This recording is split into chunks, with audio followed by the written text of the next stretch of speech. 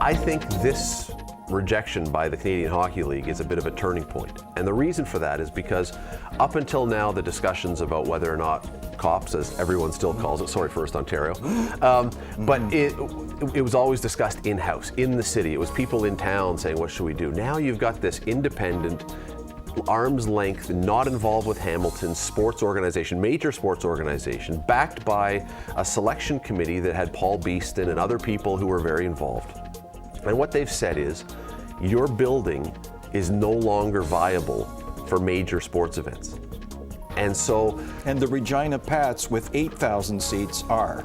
With 6,500, and maybe with a crowbar and a jar of Vaseline might get 7,000 people in there. So they have essentially, the CHL has essentially said, we would rather go somewhere where we have the potential to make a lot less money than to come here. That's your slap, that's your splash of cold water. And so something, it would seem, does have to be done. The question is what? And here's where it gets very complicated, Doug, is we know that in the last summer, we had 5 sold-out Garth Brooks concerts. We had Paul McCartney here.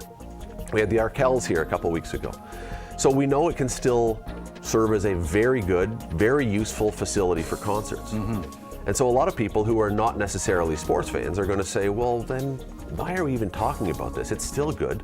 Well, COPS Coliseum, when it was built, and that's why I'm calling it COPS, and I can't remember the exact order, but was supposed to be a sports, entertainment, and convention facility. What we'd essentially be doing by doing nothing now is eliminating one of those and saying, okay, we're going to sacrifice that to save the money. And that may be what we have to do, because it still can host hockey, just not the Canada Cups and the Briers and the World Juniors and the Memorial Cups and things that there have been in the past. So maybe that's the decision. We just don't have the money, so we accept that we're bypassing those things. And if you're one of those people, I don't know if you are, who believes that economic spin-off talk whenever there's a big event, what it means for the city, if you believe that, you're also saying, okay, but we can live without that too.